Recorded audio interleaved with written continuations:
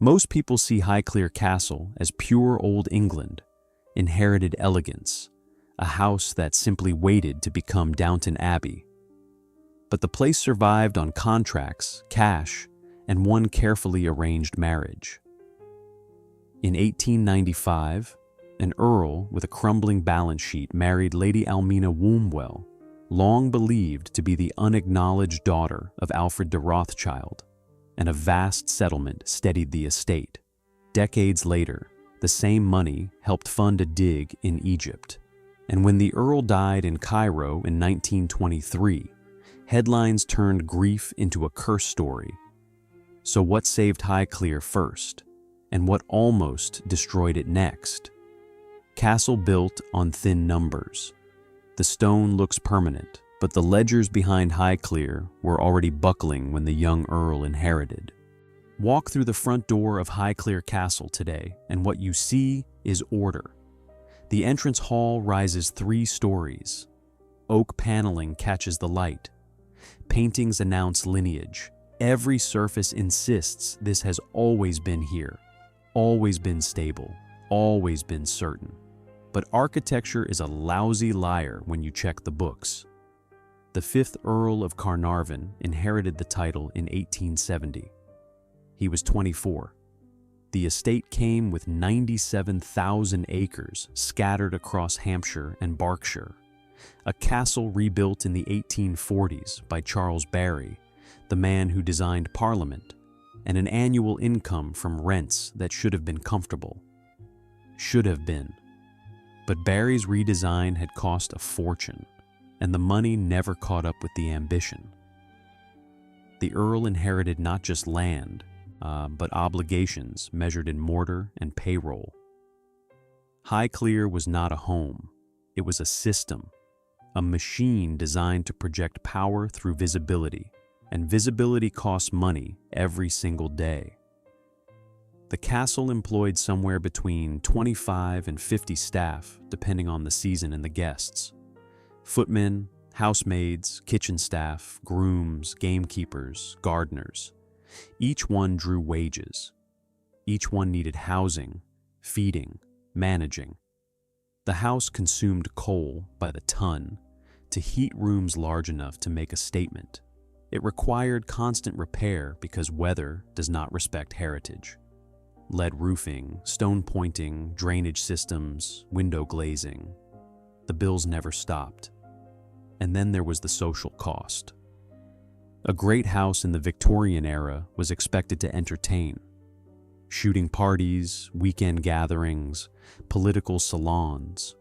Guests arrived in carriages and later in motor cars, and they expected to be fed from silver, served by liveried staff, housed in rooms that smelled of beeswax and legacy. Hospitality was not optional. It was the price of relevance. The Earl's income from agricultural rents hovered around £10,000 a year in the 1870s. That sounds generous until you map it against the overhead. Staff wages alone could eat £3,000 annually. Maintenance, repairs, taxes, and the expectations of the peerage pulled the rest. There was no cushion. Every bad harvest, every drop in grain prices, every repair bill that could not wait tightened the vice. By the early 1890s, the numbers were grim. The estate was carrying debt. Investments had underperformed. The Earl was unmarried, which meant no marriage settlement had arrived to stabilize things. And he was keenly aware that the castle, for all its beauty, was a financial trap. It could not be sold without destroying the family name. It could not be abandoned. It had to be kept, and keeping it required a solution that tradition alone could not provide. So the question hung in every corridor, unspoken but obvious. When land and title stop being enough, what do you trade to survive? The answer arrived in the form of a young woman with a fortune and a parentage no one would discuss in polite company. The marriage that came with receipts.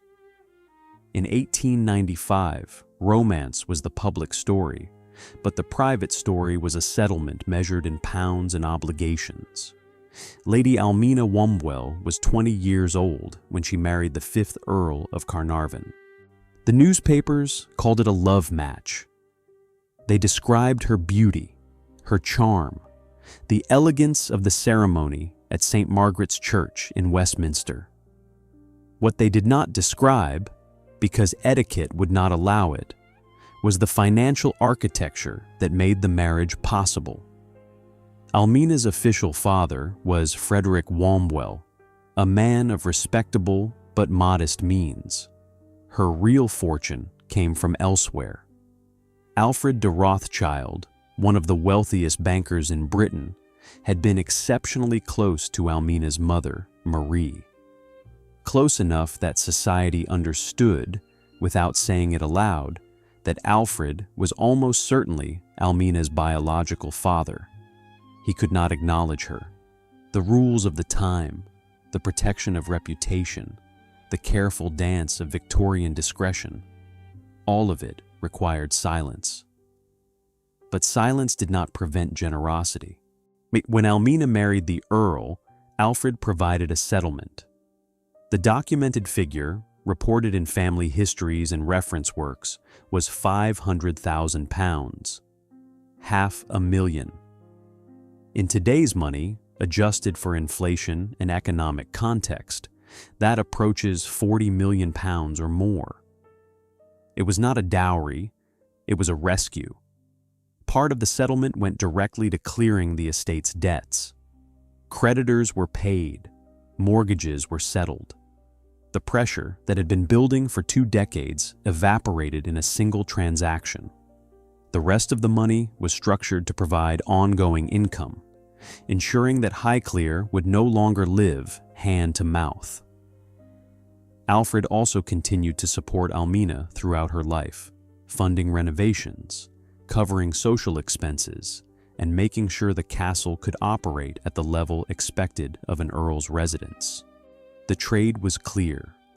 The earl received the financial stability that his title and land could no longer generate.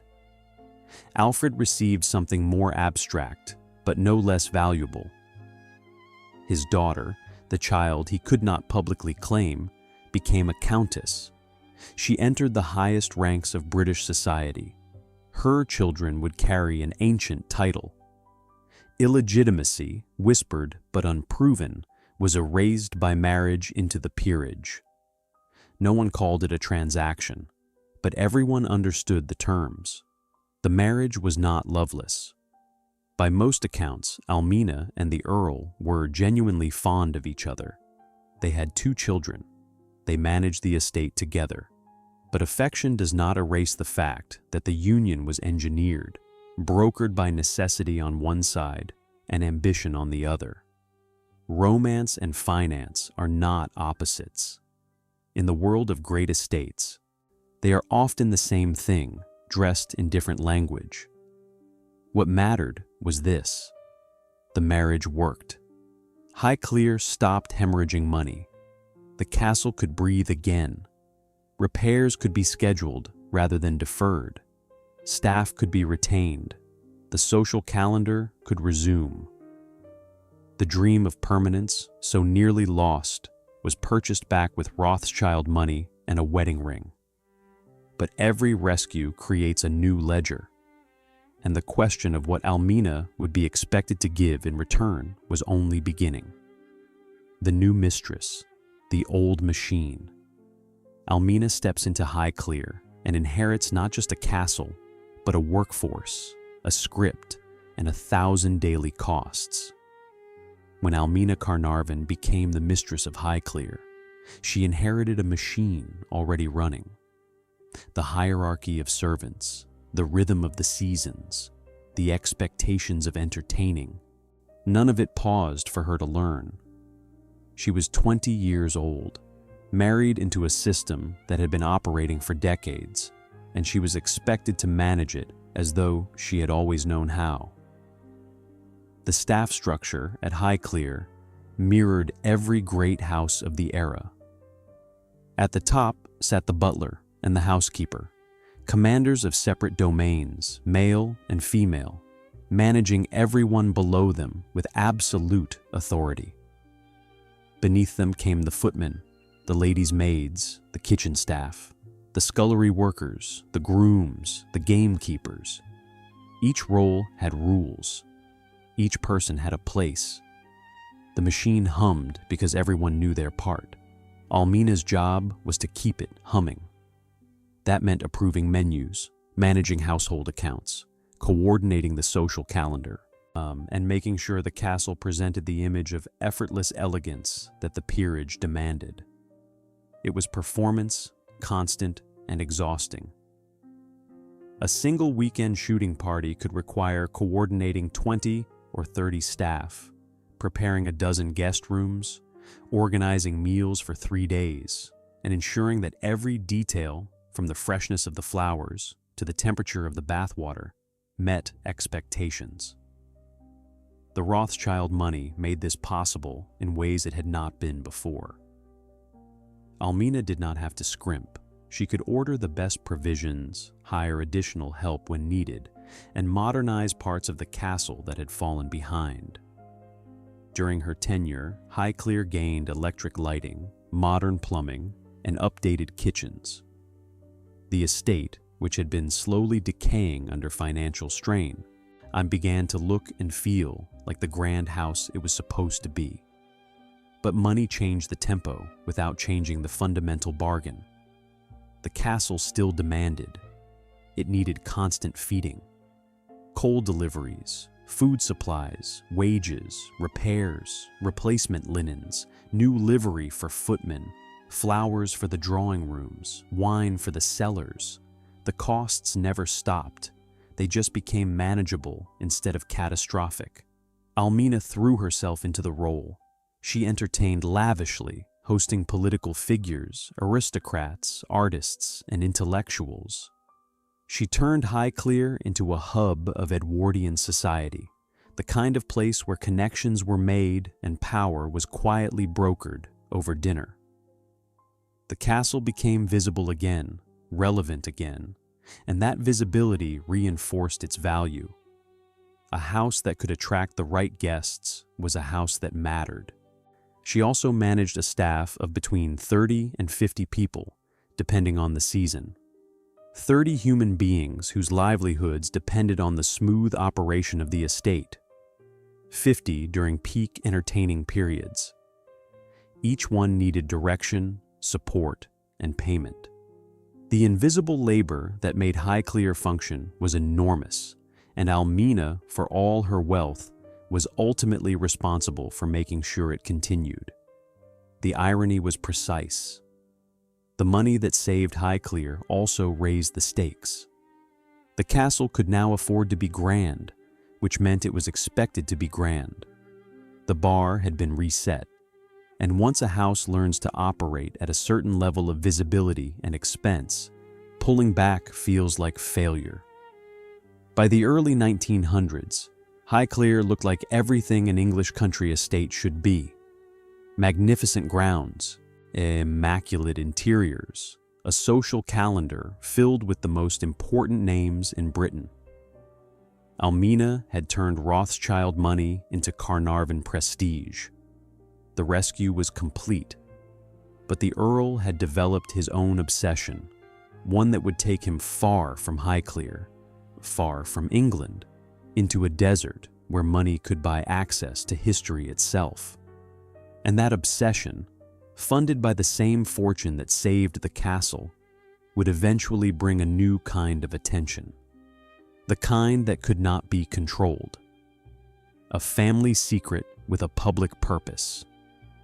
The most valuable thing in the deal was not cash. It was legitimacy, and everyone understood the exchange without saying it aloud. Victorian and Edwardian England ran on a code. Not laws, exactly, but a set of rules so deeply understood that violating them could destroy a reputation faster than any crime. Legitimacy mattered. Bloodline mattered. But what mattered even more was the appearance of propriety. If you could maintain the surface, the truth underneath could remain flexible. Almina's parentage was never publicly confirmed. Frederick Wombwell was listed as her father on every legal document. He attended her wedding. He played the role, but everyone in society knew. Alfred de Rothschild's relationship with Marie Wombwell had been long and open within certain circles. His financial support of Almina, especially the extraordinary marriage settlement, made the connection unmistakable. You do not give £500,000 to the daughter of a casual acquaintance. The question is why it mattered, and why it did not matter at the same time. It mattered because illegitimacy in the 1890s carried a stigma that could bar someone from the highest social circles. A child born outside marriage had no legal claim to a father's name, title, or fortune. They were socially invisible, no matter how wealthy. Almina, if acknowledged as Alfred's daughter, would have been exactly that, rich but excluded. The marriage to the Earl solved the problem. A countess could not be illegitimate. The title erased the question. Once she was Lady Carnarvon, her origins became irrelevant in practical terms. She had the rank, the position, the entry into every drawing room that mattered. The whispers continued, but they could not touch her status. It did not matter because Victorian society had a long tradition of managing inconvenient truths through silence and generosity.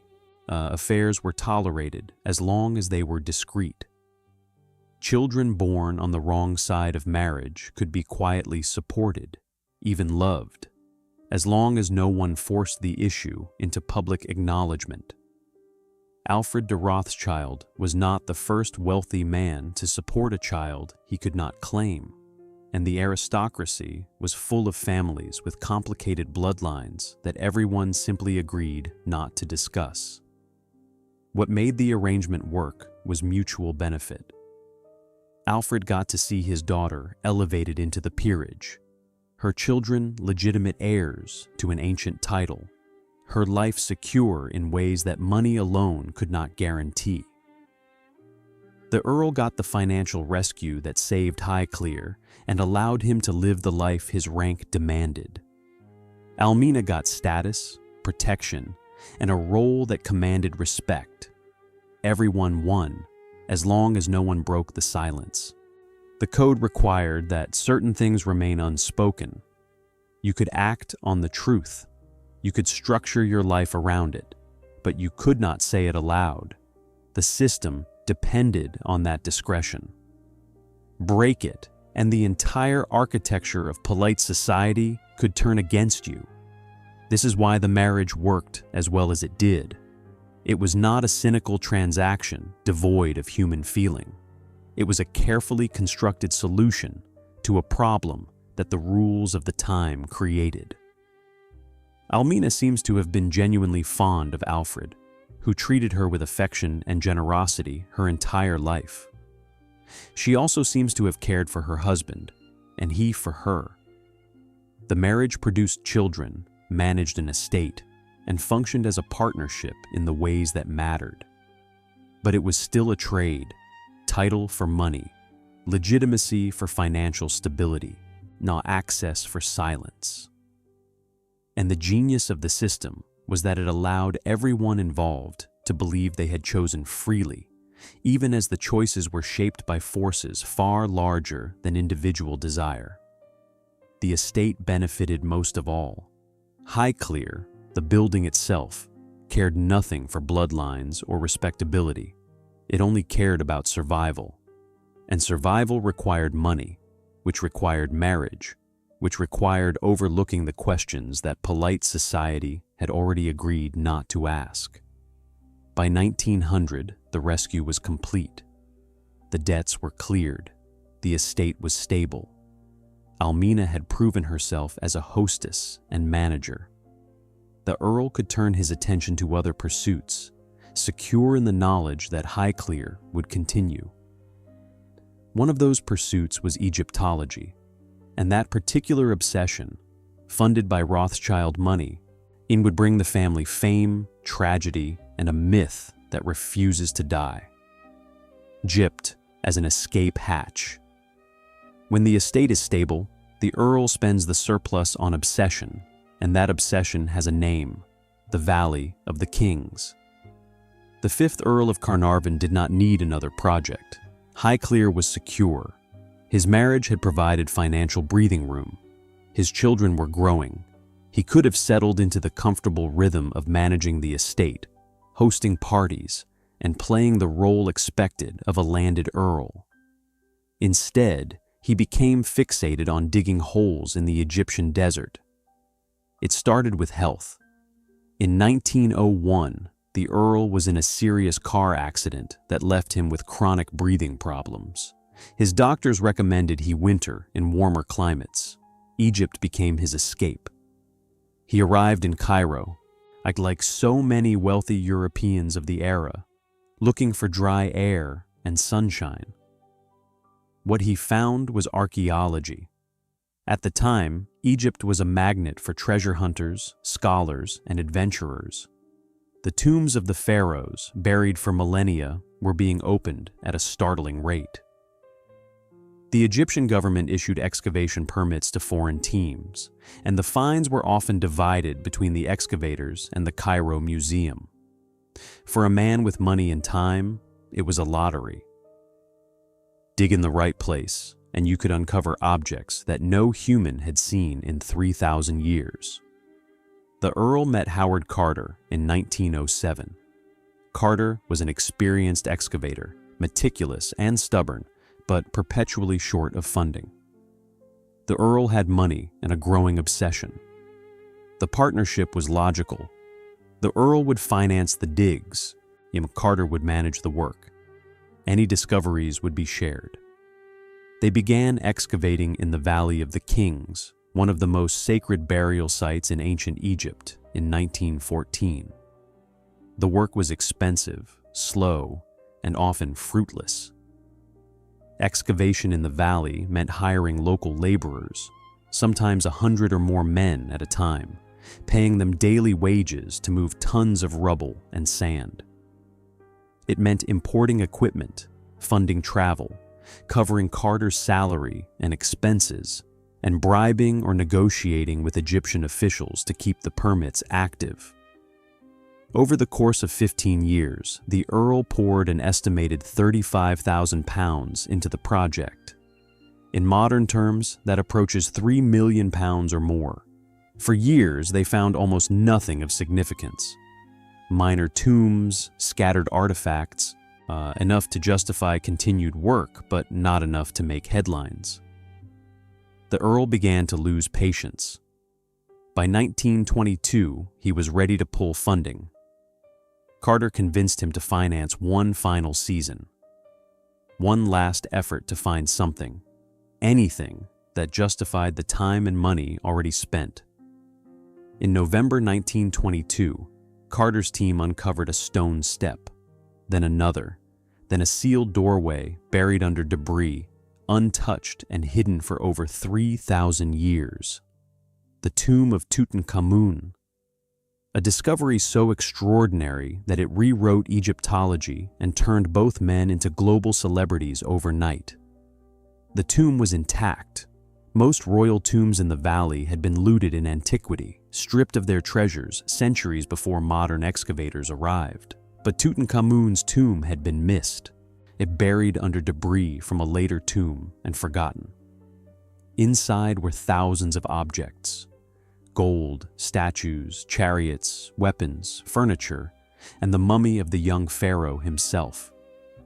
It was the richest archaeological find in history, and it belonged, at least in part, to the Earl. The discovery made him famous. Newspapers around the world ran the story. The Earl and Carter appeared in photographs standing at the tomb entrance, surrounded by Egyptian workers and priceless artifacts. The Earl became the public face of the discovery, the aristocrat who gambled on history and won. For a few months, he was celebrated as a patron of science and culture. a man who had funded something larger than himself. But the discovery also came with pressure. The Egyptian government wanted the treasures to stay in Egypt. Scholars wanted access. The press wanted photographs and quotes and constant updates. The Earl, already in fragile health, found himself managing a media circus in the middle of a desert. The obsession that had consumed his money now consumed his energy. And then, in the spring of 1923, everything collapsed. The death that the press could sell. In Cairo, a small wound turns into a crisis, and by the time the Earl dies, the story is already escaping the facts. The Earl of Carnarvon died on April 5, 1923, in the Continental Hotel in Cairo. The official cause was pneumonia, triggered by blood poisoning from an infected mosquito bite. He was 56 years old. He had been in Egypt for the opening of Tutankhamun's tomb, the culmination of 15 years of work and a fortune spent in the sand.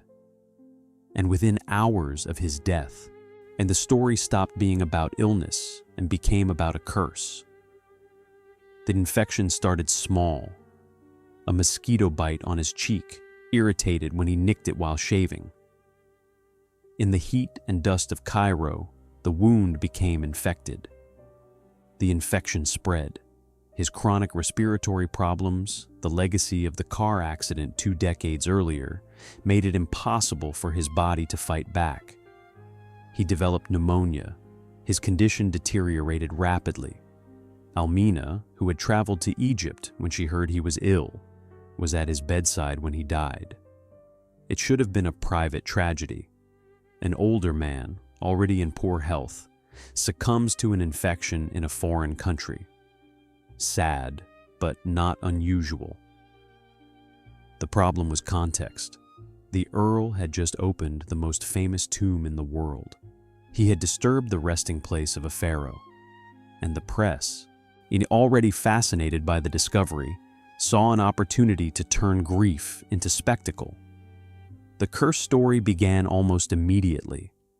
Newspapers reported that the Earl had been warned not to enter the tomb, that ancient inscriptions threatened death to anyone who disturbed the pharaoh's rest. None of this was true. No such inscriptions existed in Tutankhamun's tomb. But truth was less important than narrative. The idea of a vengeful curse, reaching across millennia to strike down the man who violated the tomb, was irresistible. It sold papers. It turned a medical tragedy into mythology. The press conditions of 1923 made the story nearly inevitable. Newspapers competed for readers through sensation, not accuracy. There were no fact-checkers, no ethical guidelines demanding restraint. Reporters were expected to produce dramatic copy, and the death of a famous earl in Egypt, just months after opening a pharaoh's tomb, was as dramatic as it got. The story wrote itself, and then the embellishments began. One report claimed that at the exact moment the Earl died, all the lights in Cairo went dark. Another claimed that his dog, back at Highclere in England, howled and died at the same instant. These details, specific and eerie, turned the story from tragic to supernatural. They gave the curse weight, made it feel documented, real. The problem is that neither story holds up under scrutiny. Power outages in Cairo in the 1920s were not rare. The electrical grid was unstable, subject to frequent failures. A blackout happening on the same night the Earl died is not evidence of a curse. It is evidence of poor infrastructure. No contemporary record confirms that the entire city went dark at the precise moment of his death. The claim appeared in newspapers days later, already shaped into narrative form. The dog story is even more suspect. Reports place the dog's death hours after the Earl's, not simultaneous. And there is no documentation that the dog howled at all. The story may have been invented wholesale, or it may have started as an offhand comment by a servant and then hardened into fact as it passed through multiple retellings. By the time it appeared in print, it was presented as verified truth. But verification did not matter. The story was too good.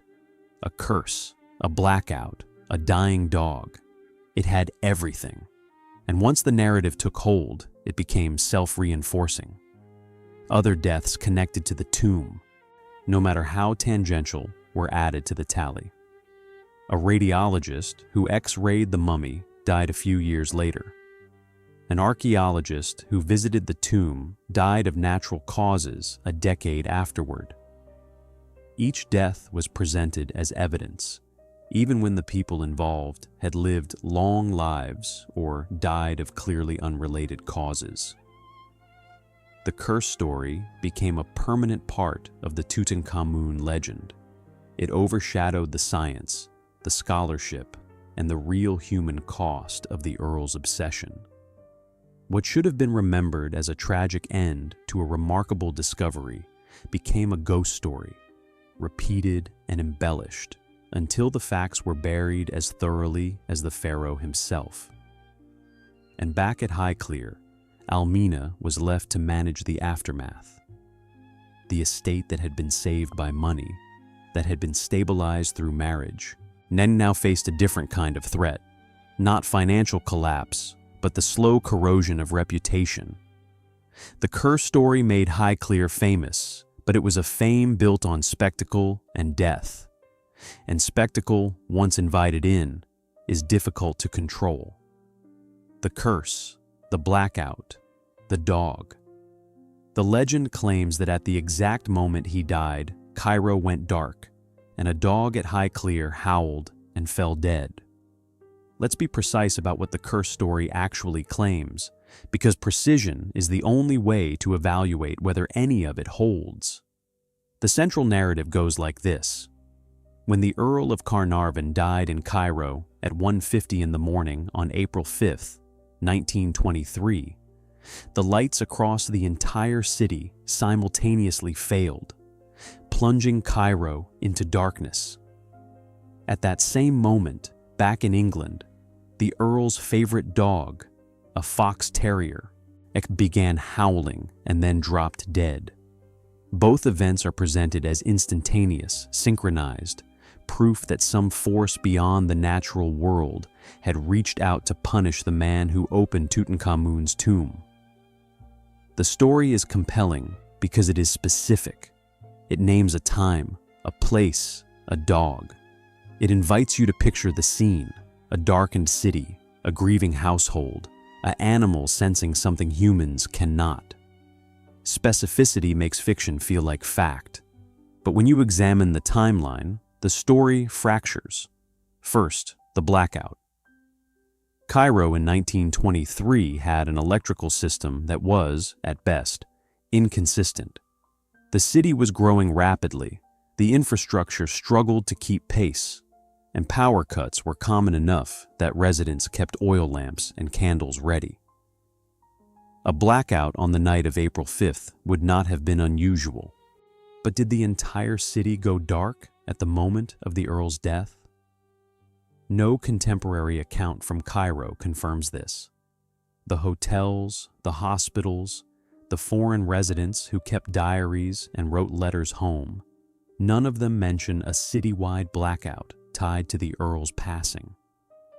The story first appeared in British newspapers several days later, sourced vaguely to unnamed witnesses.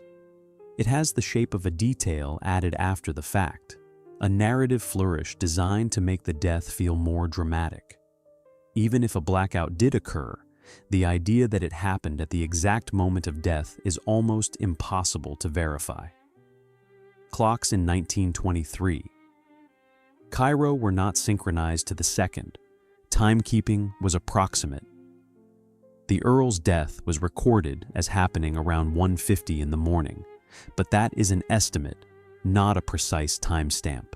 Like the blackout, if it happened, could have occurred minutes or even hours earlier or later, and the connection would still have been made by anyone looking for one.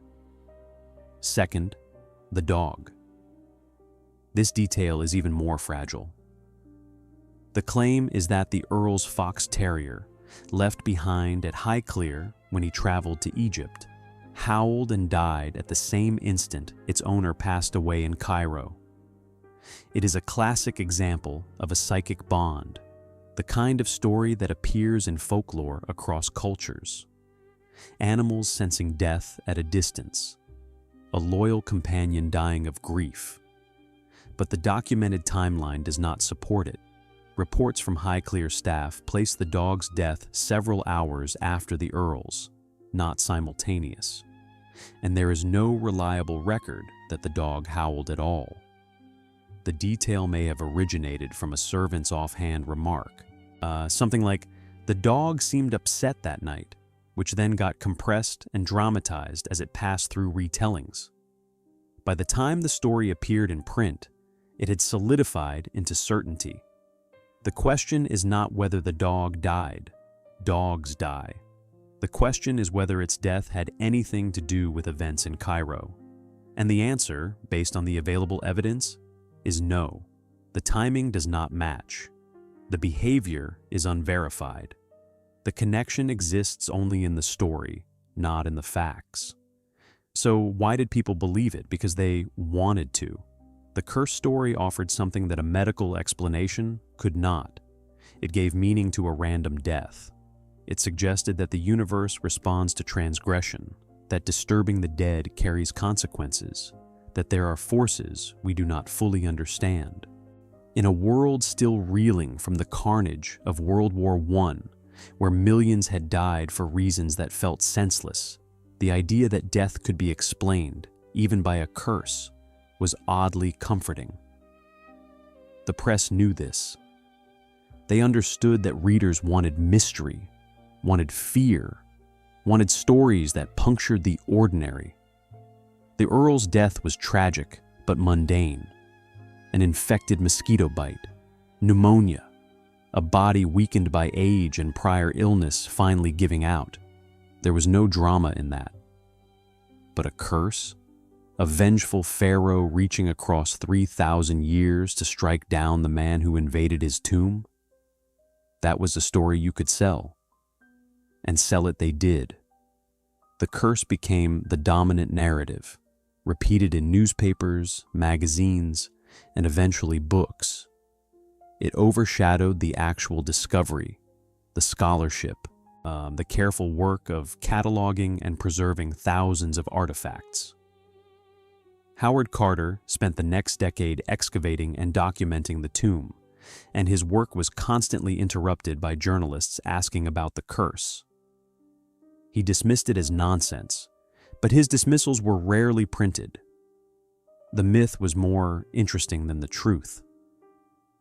The irony is that the curse story, for all its fabrication, did accomplish something. It made Tutankhamun famous in a way that scholarship alone never could have.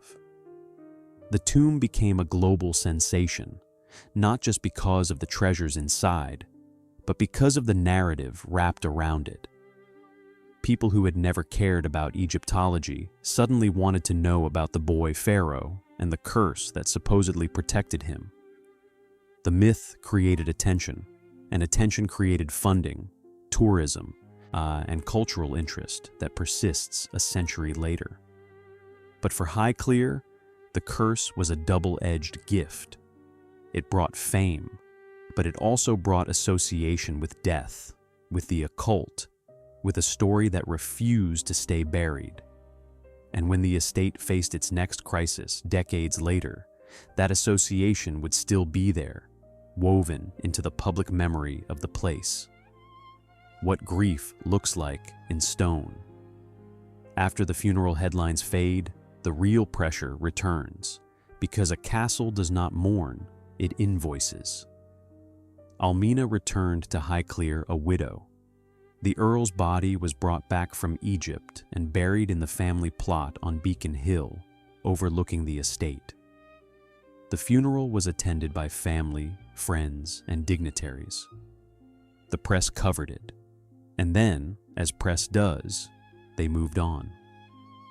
But Highclere remained, and it did not pause for grief. The estate still required the same maintenance, the same staff, the same endless flow of money to keep the machine running. The Earl's death did not reduce the number of windows that needed repair or the amount of coal needed to heat the rooms. It did not shrink the payroll. If anything, it complicated everything, because now Almina was managing the estate without a partner. The financial structure that had saved Highclere was still in place. Alfred de Rothschild had continued to support Almina throughout her marriage, and that support did not end with the Earl's death. But Alfred himself was aging. He died in 1918, and while he left Almina a substantial inheritance, it was not infinite. The settlement money, the ongoing allowances, the cushion that had made everything possible, all of it was now fixed. There would be no more infusions. What existed had to last.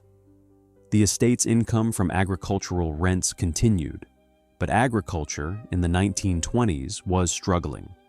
Prices for grain and livestock were dropping. Tenant farmers could not always pay on time. The reliable income that landowners had counted on for generations was becoming less reliable. Highclere was still generating revenue, but the margins were tighter. And then there were the costs that no one saw. The staff still needed wages. The gardeners still tended the grounds. The housemaids still cleaned rooms that were often empty. The castle still consumed resources at a rate designed for a different era, when entertaining and visibility were constant. But Almina, in mourning and managing the estate alone, was not hosting at the same scale. The costs remained high, while the justification for those costs, the social and political role the house was supposed to play, diminished. She tried to adapt. Almina had always been resourceful. During World War I, she had turned Highclere into a hospital for wounded soldiers, using the grand rooms as wards and managing the care of hundreds of men. It was a practical use of space that also carried social value. It showed the estate serving a purpose beyond private luxury. The effort was exhausting and expensive, but it kept the house relevant. After the Earl's death, she faced a different challenge. How do you maintain a castle when the person who gave it public meaning is gone? The Earl had been the Egyptologist, the explorer, the man whose name carried weight in circles that mattered.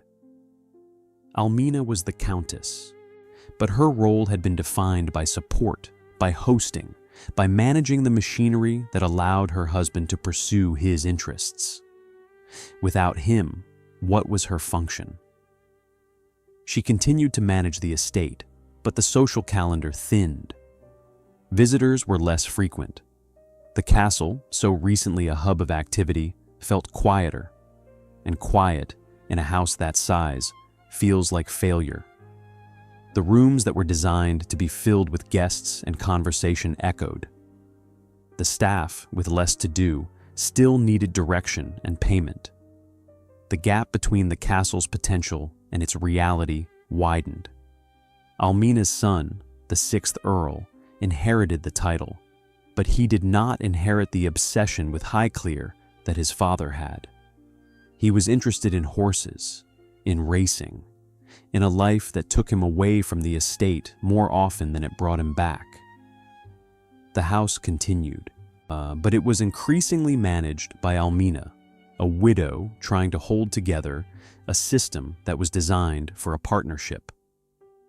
The repairs began to accumulate, small things at first, leaks that were patched but not properly fixed, stonework that could wait another season, paintwork that faded but was not refreshed. Each deferred repair was a small retreat, a quiet acknowledgement that the resources were not what they had been. The castle was still magnificent, but the magnificence was starting to show cracks. And the curse story lingered. Visitors to Highclere, if they knew the family at all, knew about Tutankhamun. They knew about the Earl's death in Egypt. They knew about the headlines. Some came hoping for ghost stories. Others came with a morbid curiosity, wanting to see the home of the man who had supposedly been cursed. The association with death, with the occult, with tragedy, became part of the estate's identity, whether Almina wanted it or not. She managed. She kept the staff employed, the grounds maintained, the essential systems running. But it was managing, not thriving. The difference is important. A house like Highclere is designed to thrive, to project wealth and power and continuity. When it merely manages, it signals decline, and decline, once it starts, is difficult to reverse. By the 1930s, the estate was stable but strained. The debt had not returned, but the margin for error was thin. The world was changing. The social structures that had made a place like Highclere essential were eroding. The war had killed or impoverished many of the families who would have been guests. Taxes on estates were increasing. The cost of maintaining heritage was rising, while the value of that heritage, in practical terms, was falling. Almina held on. She kept Highclere functioning through sheer determination and the remnants of the Rothschild fortune. But she could not reverse the fundamental problem. A castle built to display power in an age of inherited wealth was now operating in an age where that model was becoming obsolete.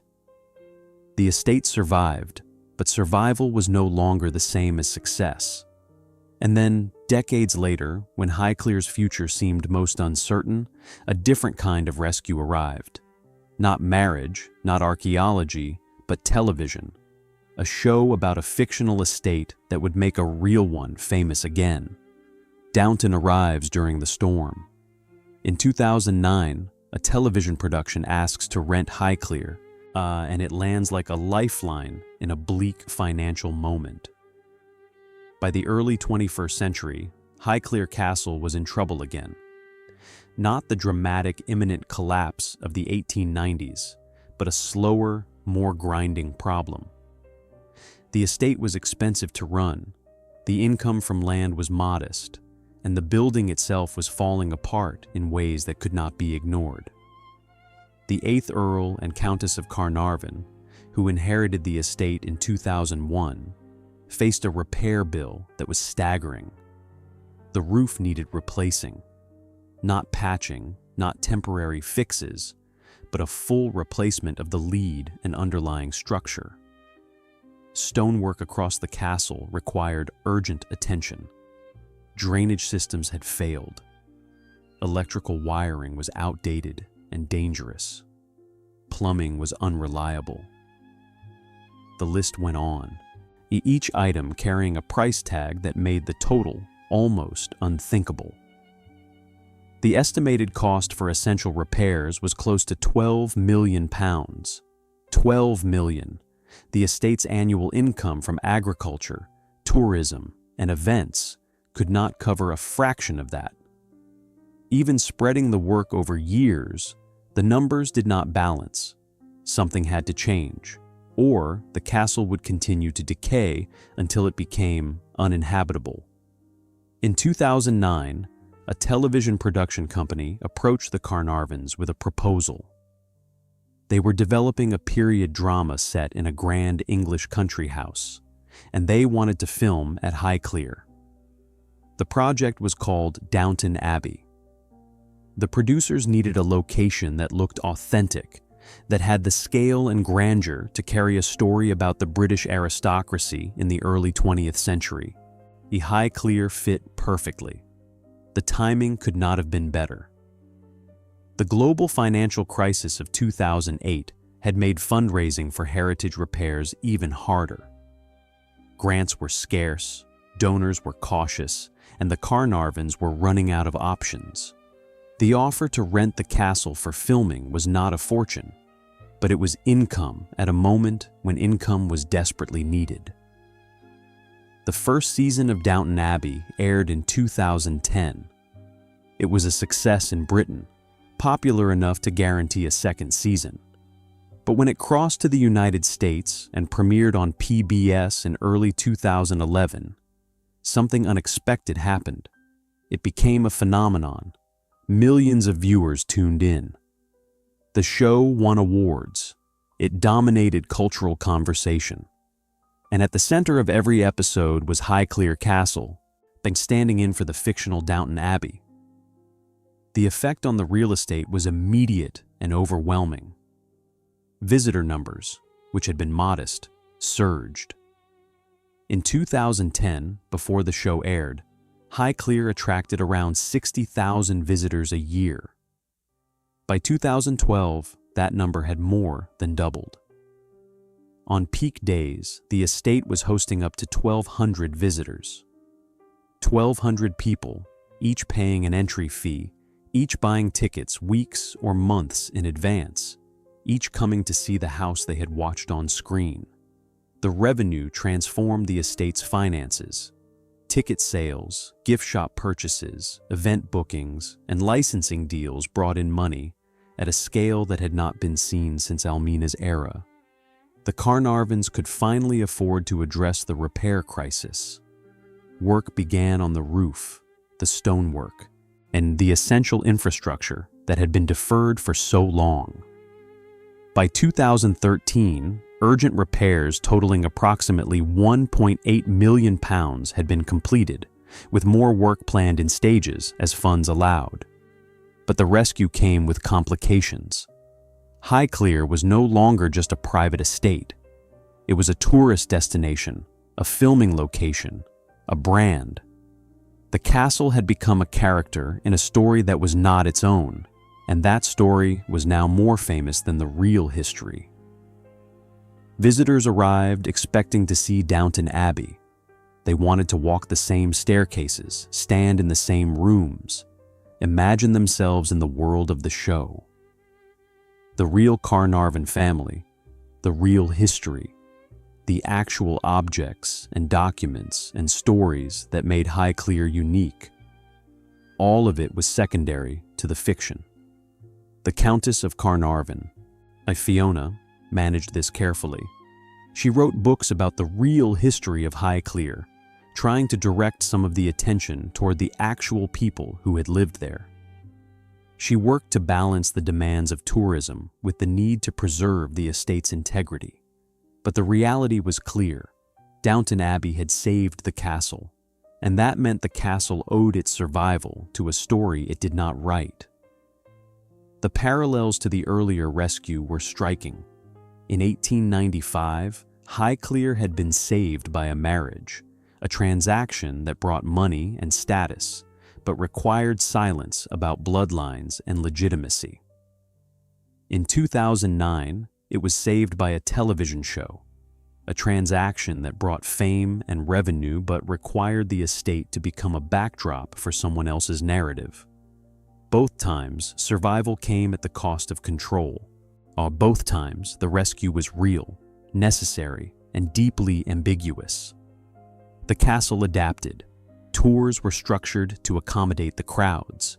The gift shop expanded. Special events, themed dinners, and behind-the-scenes experiences were developed to capitalize on the demand. Highclere learned to monetize its own image in ways that would have been unthinkable a generation earlier. Heritage became a business model, and the business was successful. But the question remained: what happens when the attention fades? Downton Abbey would not run forever. The show ended in 2015, though films followed in 2019 and 2022. Eventually, the audience would move on. The visitors would stop coming in the same numbers, and when they did, would the estate be able to sustain itself? Or would it need yet another rescue? The castle had learned to survive through adaptation, through finding new ways to justify its existence. But each adaptation brought new dependencies. The house that had once depended on agricultural rents, then on Rothschild money, now depended on screen tourism. The question was not whether Highclere could survive. It had proven it could. The question was what it had to become in order to do so. The repairs no one films. The camera loves the grand rooms, but the survival story lives in scaffolding, invoices, and urgent work behind closed doors. When visitors walk through Highclere today, they see the drawing room, the library, the dining room where Downton Abbey scenes were filmed. They see polished wood, restored paintings, furniture that looks like it has always been there. What they do not see is the scaffolding. Behind the public face of the castle, the repair work is constant and unglamorous. The lead roof that needed replacing was not a single project.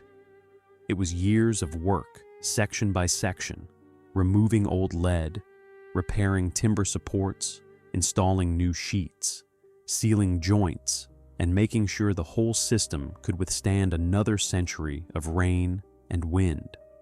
Each section cost tens of thousands of pounds. Each section required specialists because this is not the kind of work you can hire a general contractor to manage. You need people who understand historic buildings, who know how to work with materials that are no longer standard, who can match techniques from the 1840s so the repairs do not look jarring. Stonework is even more delicate. Highclere is built from Bath stone, a beautiful honey-colored limestone that weathers badly. Over time, pollution, rain, and freeze-thaw cycles cause the stone to degrade. It flakes, cracks, and crumbles. Repairing it means carefully removing damaged sections, sourcing replacement stone from the same quarries if possible, and carving it to match the original. It is painstaking work, done a few square feet at a time, and it is expensive. A single window surround can cost thousands of pounds to restore. Then there is the infrastructure no one thinks about. Highclere has miles of electrical wiring, much of it installed decades ago and no longer safe by modern standards. Updating it without damaging historic plasterwork or woodwork requires threading new cables through existing conduits or creating new pathways that can be hidden. The plumbing is similar. Old lead pipes, corroded iron, outdated fixtures, all of it needs replacing or upgrading, and every change has to be approved by heritage authorities to make sure it does not compromise the building's historic integrity. The heating system is its own challenge. A building the size of Highclere, with rooms that are 15 feet high and windows that are single glazed, loses heat at a rate that would bankrupt most institutions.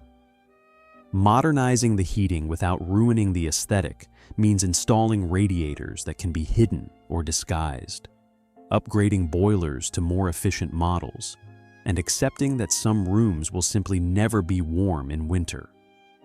All of this costs money, constant, grinding, unavoidable money. The £1.8 million in urgent repairs completed by 2013 was just the beginning. The full £12 million estimate remains the target, but it is work that has to be spread over decades. You cannot close the castle for 5 years and do everything at once.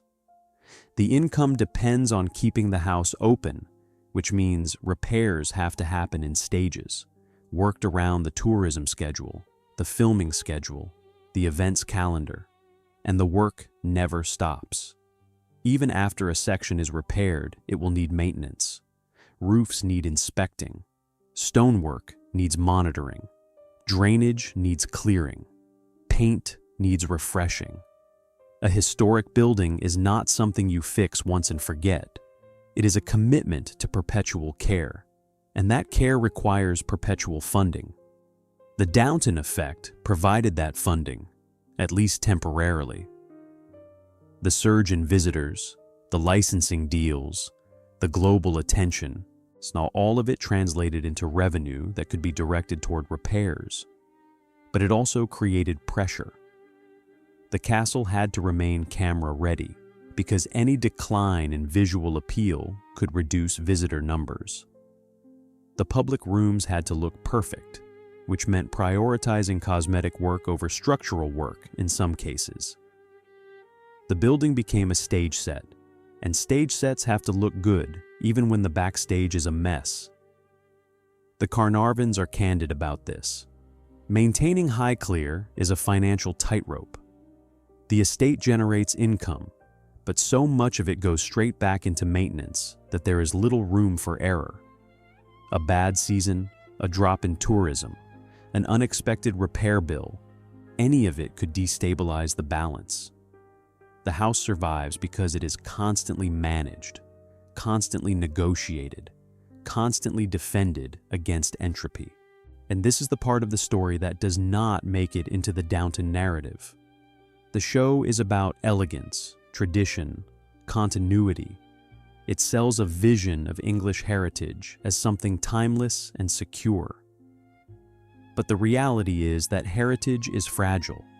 It survives only through relentless effort and uncomfortable compromises. The grand rooms exist because someone is willing to spend a fortune maintaining them, and that fortune has to come from somewhere. Highclere found its source in screen tourism. Other estates have found different solutions. Some are run as hotels, renting out rooms to guests who want to sleep in a castle. Some host weddings and corporate events, turning the grounds into a venue for hire. Some have been donated to the National Trust, which maintains them with a combination of membership fees, grants, and donations. Each solution works, but each one changes what the estate is. A castle run as a hotel is not the same as a private family home. A venue for weddings is not the same as a historic residence. The function shapes the identity. Highclere chose visibility. It chose to become famous, to invite the world in, to trade privacy for survival. And it worked. The castle is secure in ways it has not been for decades. The repairs are happening. The future, at least for now, looks stable. But the cost is recorded in more than invoices. It is recorded in the stories that get told, the histories that get simplified, the public memory that prioritizes fiction over fact. And that is a cost that is harder to quantify, harder to repair, and harder to reverse. When myth becomes marketing, Highclere learned that stories can pay bills, and that is both salvation and trap. There is a pattern. Highclere has been rescued twice by attention, and both times the attention was built on a story that was not quite true. The first wave came in the 1920s. The curse story made the Earl of Carnarvon famous, made Tutankhamun famous, and by extension made Highclere famous. People who would never have cared about archaeology or Egyptology suddenly wanted to know about the aristocrat who died after opening a pharaoh's tomb. The story was dramatic, eerie, perfect for headlines. And it was mostly fiction, but the fiction worked. It created interest. It brought visitors to the estate, though in smaller numbers than today. It kept the Carnarvon name in circulation, associated with adventure and mystery instead of quiet decline. The curse story was a myth, but it was a useful myth. It gave the estate a narrative hook that tradition alone could not provide. The second wave came with Downton Abbey. The show was not about Highclere. It was about a fictional estate with fictional characters in a story written by Julian Fellows. But the show used Highclere as its visual anchor, and that association became inseparable. When people think of Downton Abbey, they picture Highclere. When they visit Highclere, they are visiting Downton. The real history of the estate, the actual Carnarvon family, the documented events, all of it gets filtered through the show. And again, the fiction works. It brings hundreds of thousands of visitors. It generates revenue. It funds repairs. It gives the estate a reason to exist in the public imagination. Without Downton, Highclere would still be there, but it would be one country house among many, competing for a shrinking pool of heritage tourists. With Downton, it is a destination. The problem is that both myths simplify. The curse story reduced the Earl to a victim of supernatural vengeance, erasing his real contributions to Egyptology and the complexity of his relationship with Howard Carter. It turned a medical tragedy into a ghost story, and the ghost story became the memory. The Downton story does something similar.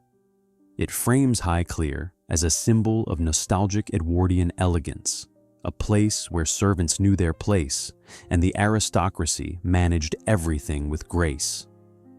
It is a comforting story, but it is not accurate. The real Highclere survived through financial desperation, strategic marriages, and constant negotiation with debt. The servants were not happy extras, and they were workers, often underpaid, expected to maintain an impossible standard. The elegance was a performance, and the performance was expensive, but the simplified version is what people want. They want the curse. They want the romance of Downton. They do not want to think about ledgers or class exploitation or the uncomfortable fact that beauty often depends on someone else's labor. The myth is easier to love than the truth. Highclere has learned to manage this. The Countess writes books that try to bring the real history forward. Tours include information about the actual family, the real events, the documented facts. But the myth is louder. It is more photogenic, more shareable, more marketable. And in a world where estates survive by attracting visitors, marketability is survival. This creates a strange duality. The castle has to maintain its real history because that history gives it legitimacy and depth. But it also has to embrace the myths because the myths bring the crowds. The two are not always compatible. The curse story and the actual story of the Earl's death contradict each other. The Downton narrative and the real labor conditions at Highclere are in tension, but both have to coexist because both serve a purpose. The estate has become expert at this balance. Visitors get just enough real history to feel informed and just enough myth to feel entertained. The gift shop sells books about the real Carnarvons alongside Downton memorabilia. The tours mention the curse but also explain the medical facts. It is a careful performance, designed to satisfy multiple audiences without alienating any of them. But there is a cost to this. Every time the myth is repeated, it reinforces itself. Every visitor who comes for Downton and leaves without learning the real history is a missed opportunity. Every headline that mentions the curse without context is another layer of fiction hardening into accepted truth. Over time, the myths become the primary story, and the real history becomes a footnote. This is not unique to Highclere. It happens to every historic site that depends on tourism. The Alamo is remembered for a heroic last stand, not for the complex politics of Texas independence. Gettysburg is remembered for a speech, not for the full horror of the battle. The myths are simpler, more emotionally resonant, easier to fit into a visit that lasts a few hours, and so the myths win. Highclere has made its choice. It has chosen survival through storytelling, even when the stories are not entirely true. And that choice is working. The castle is secure. The repairs are progressing. The future looks manageable. But the price is that the public memory of Highclere is increasingly shaped by fiction, and fiction is difficult to correct once it takes root. The question is whether that matters. Does it matter if people remember the curse instead of the real cause of death? Does it matter if they love Downton more than the Carnarvons? From the perspective of the building, probably not. The castle does not care why people visit, only that they do. The revenue is the same whether it comes from myth or from history, but from the perspective of legacy, it matters enormously. Because legacy is not just about survival, it is about what gets remembered and why, and who controls the story. And Highclere, for all its success, has lost some control over its own narrative. The house survives, but the story belongs to someone else. Who really saved Downton Abbey? If you strip away the costumes and candlelight, what remains is a hard question about power. Who funds beauty, and what do they take back? Highclere Castle is still standing.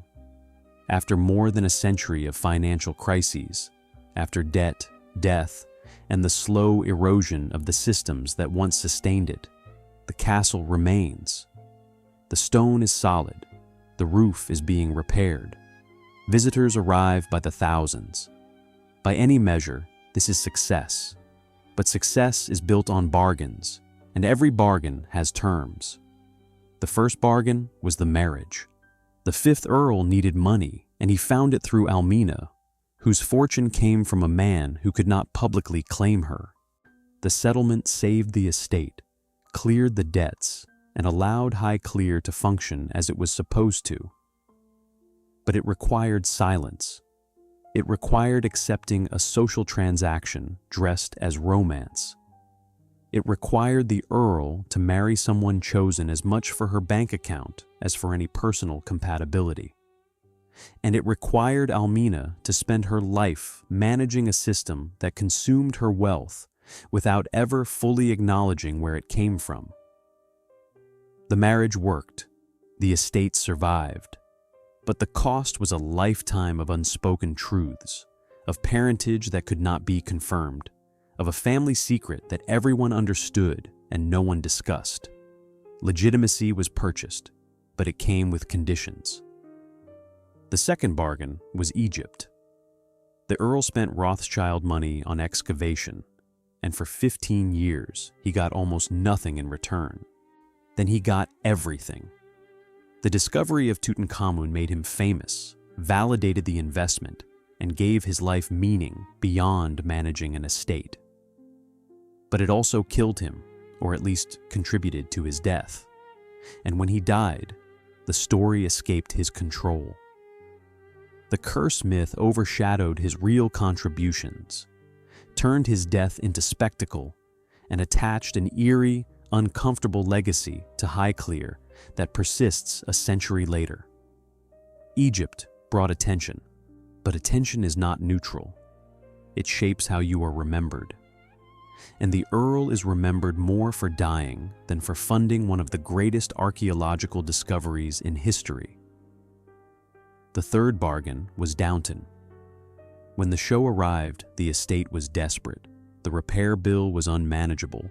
The income was insufficient, and the future was uncertain. The show brought money, fame, and a global audience. It allowed the Carnarvons to address the repair crisis, to modernize the business model, and to secure the estate for another generation. But it required the castle to become a character in someone else's story. It required prioritizing the Downton narrative over the real history.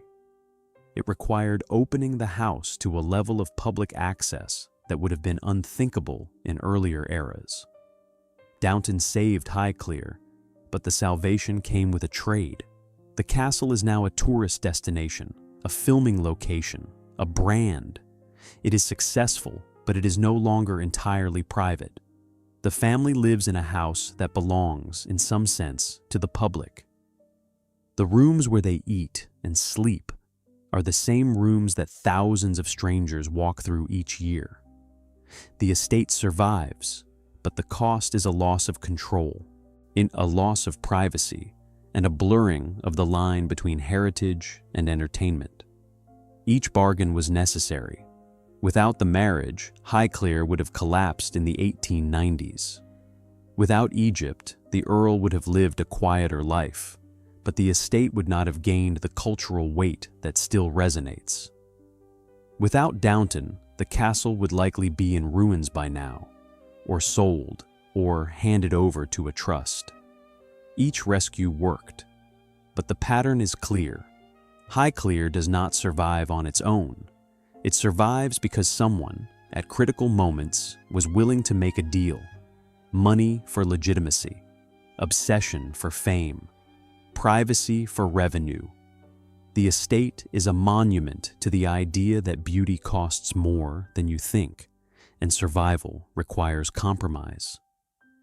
So, who really saved Highclere? Alfred de Rothschild, who paid for the marriage settlement and continued to support the estate for decades.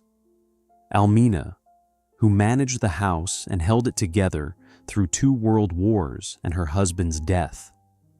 The 5th Earl, whose Egyptian obsession brought global attention.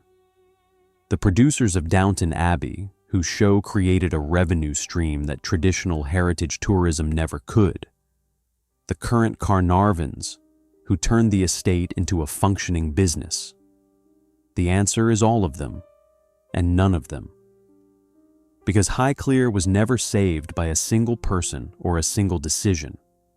It was saved by a system, a series of transactions spread across generations, each one trading something valuable for something necessary.